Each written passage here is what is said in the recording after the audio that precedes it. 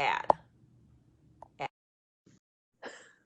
So get ready. Finally, I believe Andrew will be joining us momentarily.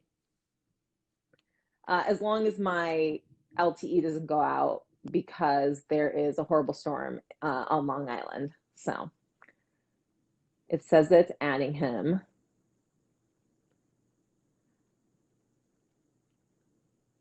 Let's see.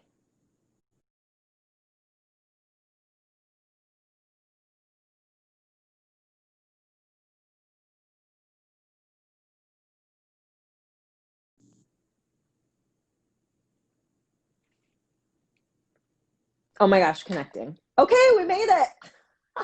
All right. Well, it's not working on my computer, so It definitely doesn't work on the computer. I probably should have said that beforehand because I forgot about that.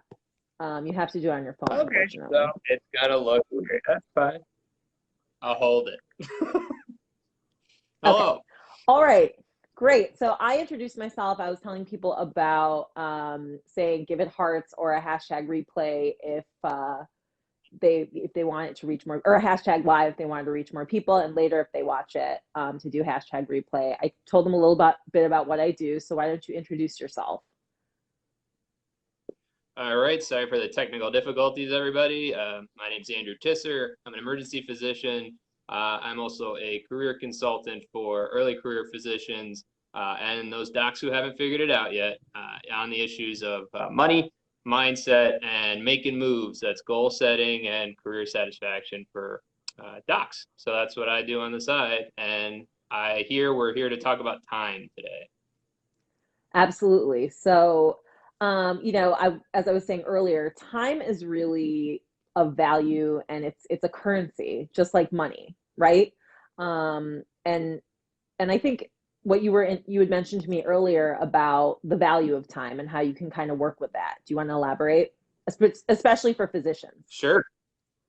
Yeah, I mean, so when you ask any doc you run into, what is the biggest thing they struggle with? Many of them are going to tell you it's work-life balance. I don't know why I'm using this microphone because it's not connected to my phone. So anyway, get that out of my way. It's work-life balance. So time is a finite resource.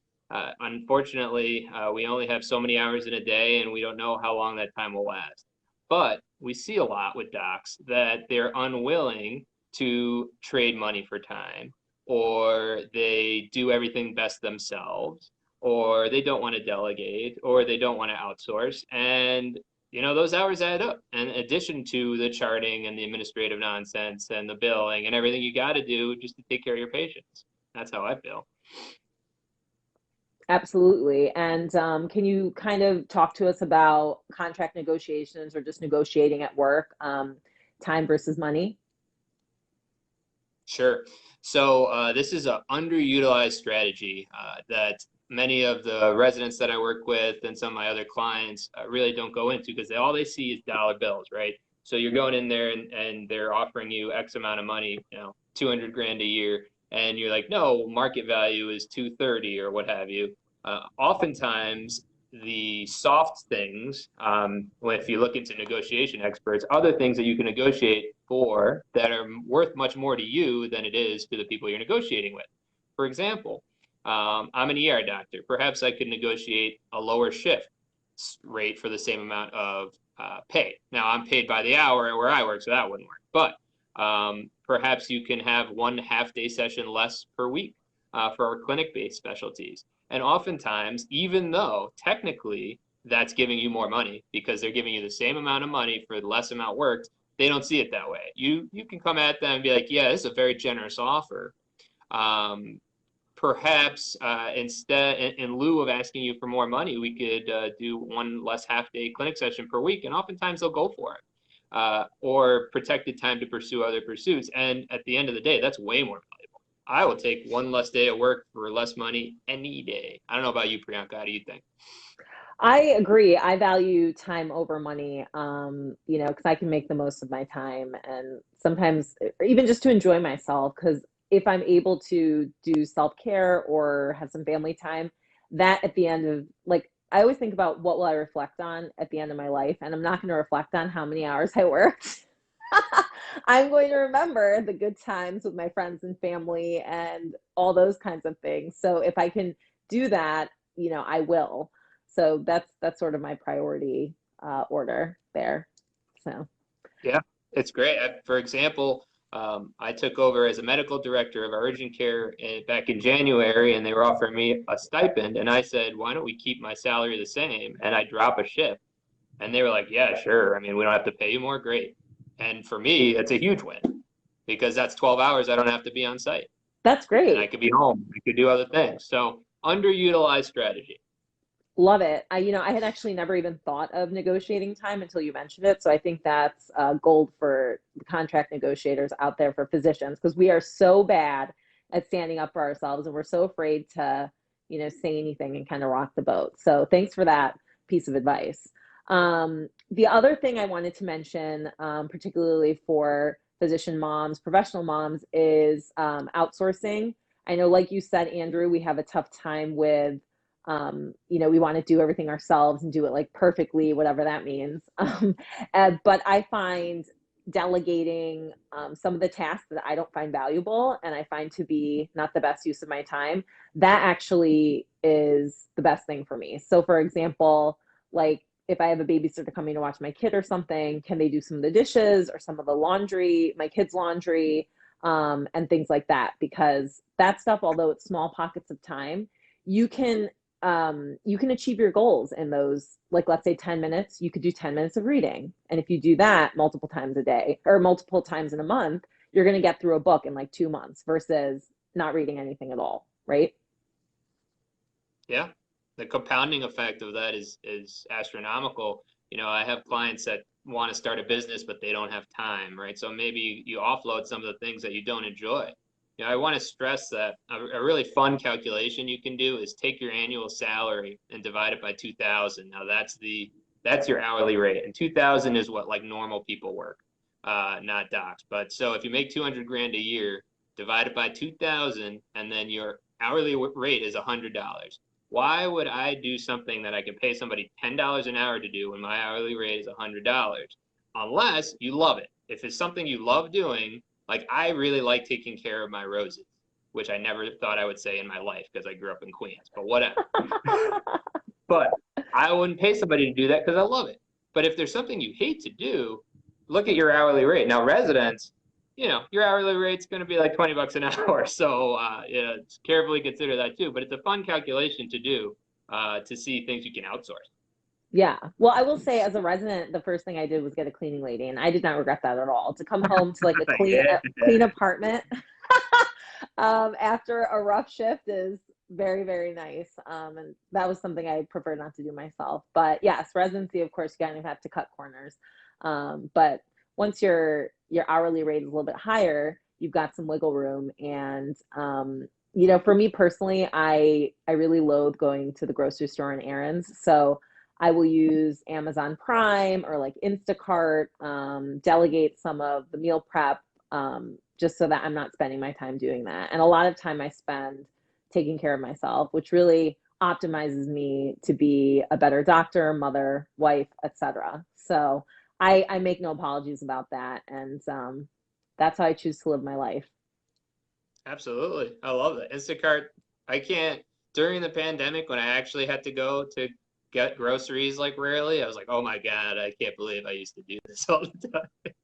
I hate going to the grocery store. Like, Like another fun example is a few months ago, I was rebuilding my website and I was like, I could do this. And I was tinkering around with it. And I spent like 2 weeks, so many hours doing it. And the whole time my wife was like, just pay somebody. And I was like, no, I can do it. And then it crashed and I lost literally everything. oh And my God. hours and hours of work. And then I was like, you're right, I should have just paid somebody to do this. Not something I enjoyed. I don't know who I was trying to prove something to, but use your talents, find your area of genius, and work at what you're good at. I'm not good at building websites. I've learned that the hard way.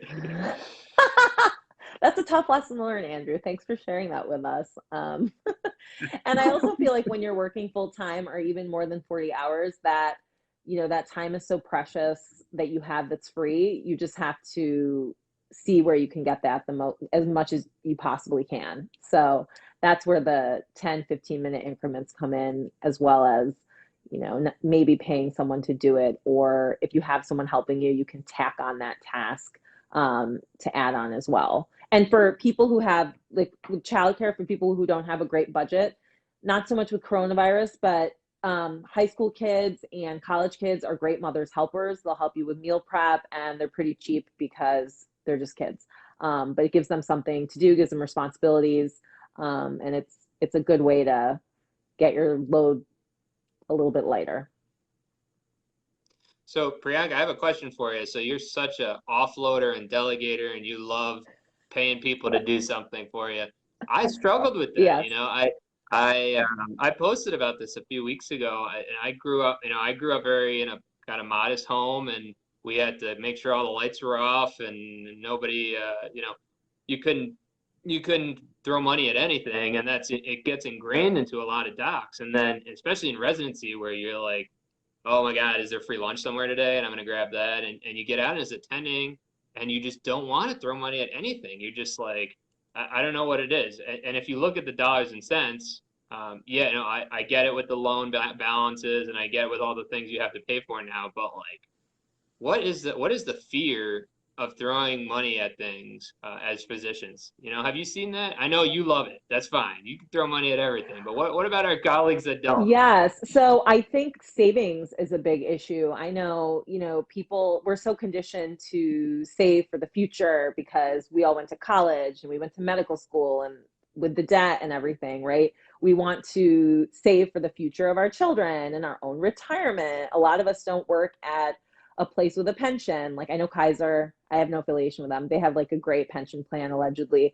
But if you're in private practice, you have to start figuring out your own retirement. So saving is a big deal. And I think that, really holds people back from throwing money at their problems, or, outsourcing, etc. Would you agree? Yeah, I think so. I think a lot of it, as far as like scarcity, get built into us as children, and then it gets reinforced as docs. And then there's something to be said that in the physician community, there's taboo about talking about money ever, right? I mean, it's like, Hmm. bottom line, even the lowest paid physicians are in the top 5% of people in the United States for income levels. I understand we have other obligations, but at the same time, the fear of talking about money is really, it's unfortunate. And I love talking about money. I do. But I've struggled with it myself. But I think outsourcing is so key. Delegate what you don't love. Make a list of everything you do in a week, and then the things you hate. Is there a way to, maybe you need a virtual assistant. Maybe you need to get somebody to cut the lawn for you, which can be done really cheap, as I've learned. And yeah, I think that docs struggle with it, but we need to learn how to get more time on our plates, because we have too many pressures, and we'll never design a life that we love if we are spending 80 hours in the office and then coming home and spending 80 hours without our family, not with our kids, not enjoying time in the pool, whatever.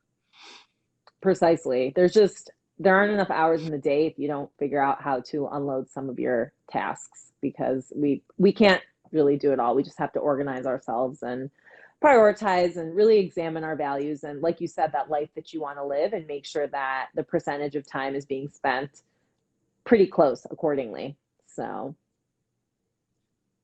Well, and anything else you coming wanted to from touch someone who on? doesn't have any. Yeah, it's coming from someone who doesn't have any children, but probably will at some point. In addition to hiring out some childcare when we can, and cleaning, what other tips do you have for parents, new moms that are docs and think that they have to do everything or they're a bad mom? Yeah, so this is a very loaded question, and I am glad you asked it.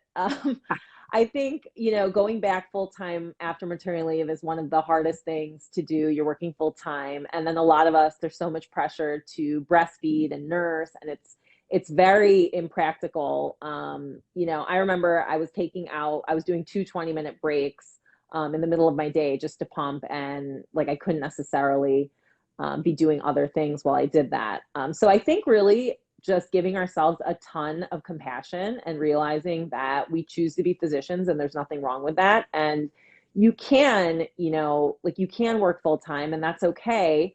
When you're home with your kids, just make the most of it. Try and be present. And also take time for yourself because you're not going to have the fuel between work and home unless you actually take some space for yourself, be it a walk or savoring your morning cup of coffee, connecting with other female friends, which is huge because we're all in this struggle together. And just the other thing I always remind myself if I'm off to work and my son's like, don't go to work, like, don't work, mommy. That is the worst thing you can hear. And but I remind myself that, I'm setting a good example here. Like he sees that I work hard and I'm going to work and this is something I want him to know and I'm modeling it. And I would love for my kids to work someday also. So I remember that piece that's important to set that example. And that helps me to combat that, ever present mom guilt. So that's my answer to that loaded question in a nutshell. If anyone wants to discuss further, believe me, I love talking about this stuff. So feel free to message me on Facebook or come find me on my website, www.stresscleansemd.com. Well, Priyanka, thank you for inviting me. I know if I was a physician mom, I would want to talk to you some more. But if any of you guys out there need some help in regards to the issues of money, mindset problems, goal setting, career change, and you're early in your career, less than 10 years out, please reach out to me on here or andrewtisserdo.com, andrewtisserdo.com. And let's do this again soon, Priyanka. It was fun. Let's definitely do it. And put your information, your website, how to get in contact with you, put it in the comments. Will do. All right, cool. Great to chat. Thanks everyone for tuning in. Take care. Bye.